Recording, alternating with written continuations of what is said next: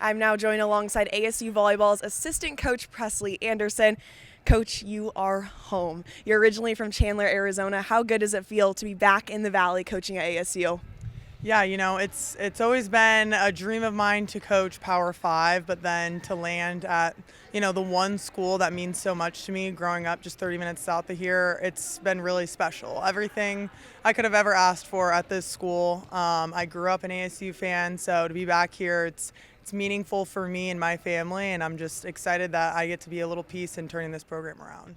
Like you noted, you've had that maroon and gold in your blood for a while. Of course, your dad was an incredible wrestler here. So what was his reaction when you told him the news? Yeah, I've said this a few times, but it never gets old to tell the story. Like, I remember going into his garage, he was playing his guitar, watching football, and my dad's always been one of my biggest supporters through everything in sports and school and life. And I could immediately after I told him that I got the job, I could see the tears start forming in his eyes. And he's not really an emotional person, so to me it was awesome that something like this is so meaningful to him as well. Obviously, he would have loved if I would have gone and played at ASU. I went elsewhere, but like he tells me, he's like, I always knew you were going to end up a Sun Devil. So, yeah, I'm really happy to be here, and I know that he's really proud of me. It truly is amazing how things happen for a reason, and now you're here. You are a Sun Devil now. And I know that when you and JJ came onto campus, your big goal was developing a strong culture. So take me through the process, really getting these girls to buy in. Yeah, I was fortunate enough to work with this group last spring as their volunteer before I left and went to TCU for the fall. And so I was familiar, with the personality types, with kind of the dynamic of the team. And I've gone through many head coaching changes myself as a player, so I'm kind of used to kind of clicking the reset button, but I know it can take some groups a year to 2 years to 4 years, to really get comfortable in a system and with just the coaching philosophies. And I have seen these girls just like fully embrace everything we're trying to implement here with open arms. And I think it's because, one, we're really good as a coaching staff, where we try to be really good at explaining why, and them knowing the why makes them want it all that much more. And then the other part of that is we include them in this culture component.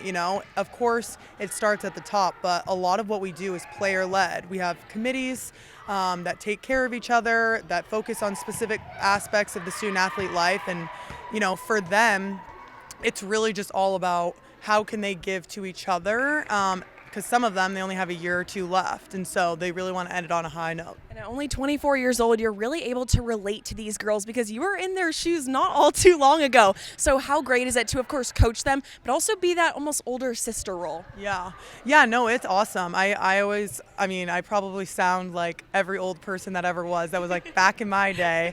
But, it's nice for them to know, like, yeah, I did play in the Pac-12 before. I have played in the Big 12 as well. And so my experience is not only just about being a student athlete, but also playing against a Stanford, playing against, UCLA, USC. So I can really talk them through kind of my shared experiences. And I think to them, it's valuable to know that, like, I've been there and, like, I'm okay. And I'm going to give you guys basically my handbook of what you should or should not do. That's ultimately my goal, is like I want to set them up as best as I can, so when they walk out, they're proud alumni and they're really satisfied with their experience as a student athlete. So of course my relatability comes into play, especially off the court, just trying to be that lending hand, especially like in the academic space, in the social space, trying to navigate, sometimes it's harder to navigate that as a student athlete, especially when our seasons in fall, and so all the newcomers have to come in and adjust really quickly. But I'm happy to be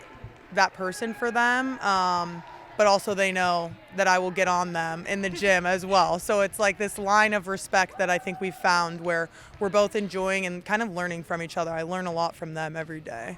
It really is a great balance. When I asked JJ Van Neal about you, he said, of course you're talented, but you're also passionate. So where does that passion from coaching stem from? Yeah, I'm the middle of 5 kids. So I had 2 younger siblings that I grew up with that I felt like I was always mentoring. And then I had 2 older siblings who I felt like were always mentoring me. And so we all have very big, different personalities. And having to manage that in a household growing up, I feel like I've learned to kind of take that with me in life and social settings, and then also in the in the volleyball world and coaching, like I think it is all about finding ways, different communication styles to reach to people, because no two people learn the same or think the same. And so that's what I think one of my strengths is, and that's what kind of fuels me, seeing the light bulb come on for a student athlete is like really why I do what I do. Like I love when they finally get to that place. It's like, oh, now things become simple and the game becomes a lot slower. And then obviously making it enjoyable throughout the process. I think anything fun is worthwhile, like you're going to work a lot harder if you enjoy what you do. So I just want to make this, and we as a staff just want to make this a space where they can learn, but like they can enjoy through learning. Speaking of your coaching staff, you're filled with such strong women. So how great is it to have that staff? This is like a dream of mine, that in 20 years, like we see just as many, if not more, female head coaches and staff members as we do males. Because I think there's a lot that females can give, and there's a lot of like that intuition and stuff that we certainly have on this staff, having primarily females. But yeah, it's awesome. We've become super close. This is all a new role for us, but we've really all kind of taken on this new change and embraced it, and we just are diving in head first all together. We have to talk about the success of this team. It has been an historic season for these girls, 7 straight weeks in the top 25. What have been the biggest things that you've seen that really have alluded to the success? Honestly, it's been really awesome to see this team click. I think a lot of it, if we're talking volleyball terms, it stems a lot from our serve and pass. Mary, Jelly, they have been a great core for us when it comes to trying to stay in system. And when a Power 5 team is in system, it's really hard to stop them, no matter who they are. And then we like the attack first mentality on the service line, which has been a huge part of our game. It's been something JJ came in here, he said, I want to be first in the conference in serving. And I think, if we're not first, we're certainly a lot better than what we were, what this program has been. And so it's awesome, like I said, that they're taking on kind of these goals that we have for them and making it their own. And yeah, they've been killing it so far. So we still got to finish up the rest of obviously conference, and hopefully look forward to a nice, sweet surprise on selection show. And with your time at Baylor, you were able to make it into the NCAA tournament. So do you think that time will now help with this year, maybe giving them some advice on that part of the game? Yeah, totally. I went from being at Cal, we unfortunately never made a tournament, and then going to Baylor when I grad transferred, it was awesome. Like back-to-back seasons, I got to go to the Sweet 16.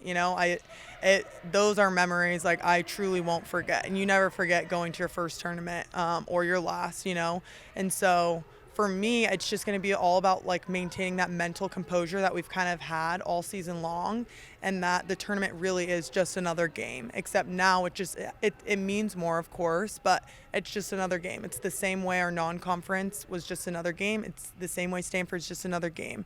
And so if you put anyone too high on a pedestal, it'll create unnecessary pressure. And I kind of want them to just kind of go in feeling like, okay, we've prepared up to this point for this moment, and they deserve it, and they've earned that right to be like, we are in the tournament, we deserve this, we worked really hard for this, honestly.